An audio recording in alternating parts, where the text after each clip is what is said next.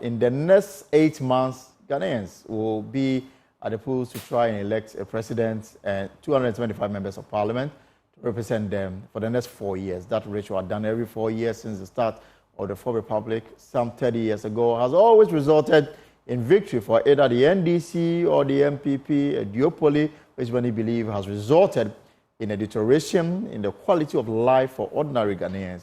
True or false, this year's election will be another big step towards addressing that. Interestingly, though, the Economic Fighters League is on a campaign to change that narrative. They want Ghanaians to go out on election day and vote for any candidate of their choice, so long as that candidate is not representing the NPP or the NDC. In the studio with us is Ernesto Yeboah, Commander-in-Chief of the Economic Fighters League. So, Commander, why? Thank you very much. Why are you asking Ghanaians to overlook NPP and NDC? We've done that for the past 30 years or more, and we haven't seen any improvements in our lives. I mean, things have deteriorated to the point where I think that the point for me is that these elements of the establishments have lost all respect for us. They don't regard anything that we say any longer because they realize that the people have consigned themselves to a point where they are saying, okay, we are powerless. And so no matter how, much we complain, at the end of the day, we are still going to, vote either the NPP or the NDC. And so that has fed into some disrespect and arrogance of the establishment, and every now and then they keep doing what they are doing. Look at Mahama, leader of so-called largest, biggest opposition party. At some point he says, I'm not going to promise anything. Another time he says that Ghanaians, when I come, give me honeymoon. They are not saying anything.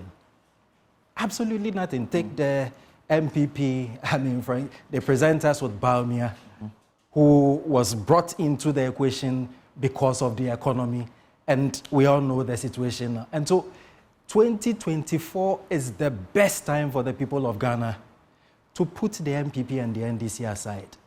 Go to the polls and vote outside the MPP and NDC. Imagine a world outside the MPP and NDC. And usually when we say this... What kind of world would that be? That would be a world of change. That would be a world of courage. That would be a world of new possibilities. And that is what we are seeking to inspire in the Ghanaian people. That we cannot keep doing the same thing over and over again and think that we are going to get a different result. Mahama, if he is voted for today, will not be different from Akufo-Addo because he would be in his second term. In the man's first time, he told you that he in Ethiopia, we won't listen to anybody. And so what makes you think that in his second term, in fact, in his first term, just a few days to handing over power, a bauxite at Ninehini is given to his brother. That was reversed. You see, and you defend it, but the point is that it happened. The morality of it is what we are talking about. These guys are getting away with it. They remove somebody like Domelevo, who was asking the key questions and getting Ghanaians to get, how do you call it? But if they qualify for such contract, on merit, they should be given.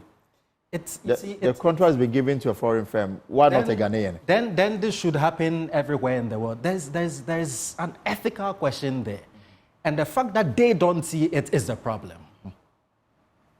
So and also, do you think that Ghanaians are ready for the change that you preach? I think Ghanaians are ready. These are the silent conversations Ghanaians have in their rooms, in their trotros, in their taxis, in the public spaces, and all of that.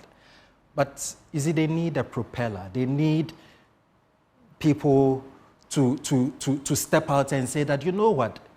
Those conversations you are having silently in your room, we also feel the same thing. And so you are not alone. And this is what we are simply doing. In the last elections, we took a position that said that, hey, no votes, don't go to the polls. And some political pundits and media watchers blame us for the hung parliament that we have today. But thankfully, the hung parliament has shown the NPP and NDC duopoly as one side of the same coin. And so going forward, we need to do something different. You see, and we do not say that for the parliamentary too. I'll be dishonest to say that don't go and vote for a parliamentary candidate or a parliamentarian who is doing something worth the while. Right. Somebody like Sosu is a relevant MP in that house and should remain there. And so I won't go out there and say that... The Member of Parliament for Medina, Francis Xavier Sosu. I won't say that go out there and vote against him and vote for an independent candidate or somebody who is not NPP or NDC simply because, no, I won't do that. But I can say that for the presidency, Mahama is not what Ghana needs now. I can say that for Bawumia. Bawumia is not what Ghana needs right now. We need something totally different. Look, how many years haven't we been talking about the need for a new constitution? Have you heard Mahama talk about the idea of a new constitution or Bawumia say anything about that? They are not interested. Mahama has made proposals. I think all of them. They've made proposals. I mean, that will help. Down versions of things that the people of Ghana have been advocating for. When you tell them that, look, we need a new constitution that excludes ex gratia, it says that, oh, I and my cabinet are going to exclude ourselves. But that does not amend the law. It doesn't amend the law. And so the next time we don't have a Mahama in place, then what it means is that the blatant stealing will continue. So we need to advance new imaginations. We have to have a courage of conviction to act differently, to see what would happen. I don't think that where we have gotten to as a country, there is any place worse than seeking to give power to an alternative. But if you are asking Ghanaians, the voter, to look beyond the NPP and the NDC, the NPP and the NDC always go, they will say that ahead of the election, I already have 5 million votes already. I just need a floating voters or the undecided voters to give me the power. If you are asking the Ghanaian voter to look beyond both the NDC and the NPP, then who should they vote for? Do you have the quality that you think that is missing currently in our body politics? And as such people, are they availing themselves to be considered for the top job of the country? See, it's an indictment on us as a country to think that outside the NPP, NDC, there are no competent individuals, there are no trustworthy men and women of integrity who can stand in and ensure that this country is moved out of the doldrum to, the promised land. Is that what we are saying? I don't think so. I think that there are many Ghanaians of integrity, of the credibility, of character, of courage that can lead this country. All we need to do is to imagine a world outside the NPP, NDC, and have the courage to overlook the NPP, NDC on the ballot paper and consider any of the... What about you? Why don't you avail yourself for such position? I see myself as a waymaker and not necessarily the king. And so what I am doing here is a man who is devoted to changing the course of a nation. And I'm convicted in that. And I believe that it would happen in my lifetime. There is Alan Chebanten who is bidding to contest the presidency as an independent candidate. Hassan Ayariga, APC. I'm sure that in the coming days, the PNC and the CPP will also elect their flag bearers. Are these the kind of people you expect that Ghanaians should give them the opportunity and leave the NPP and NDC aside? Well, I leave you to your own imaginations. But the question for me is, why does the system keep propping sometimes ridiculous alternatives? Why? It's simply because the system doesn't want us to move away from the NPP, NDC. They don't want us to move away from the duopoly. And sometimes we see it, that potentially credible candidates are deliberately disqualified from the race. This time around, what we are doing is ring-fencing all third, fourth candidates and parties from that kind of sham.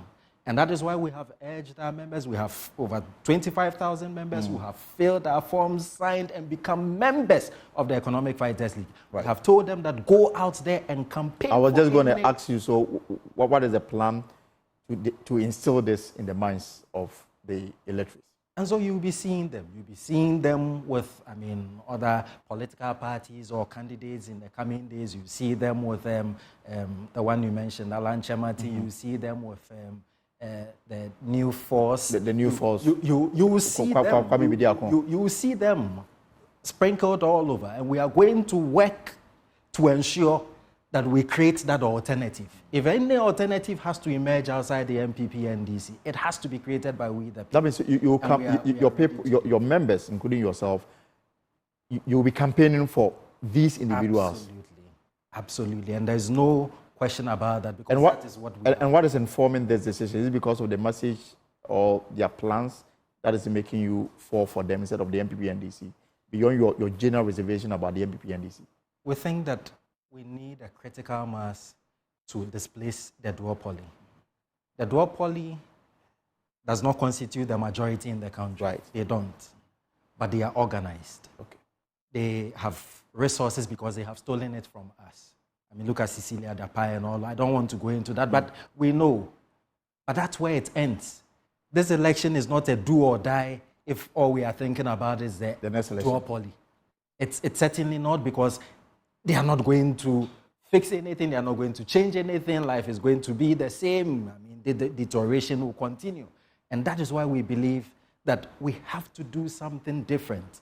This will take the imagination of the young and the old. It will take the courage of the young and the old. Right. It will take all of us. We need a system that forces the best out of us. And that's one that brings. And that's why, well, I'm sure in the coming days we'll have more time to talk about your initiative.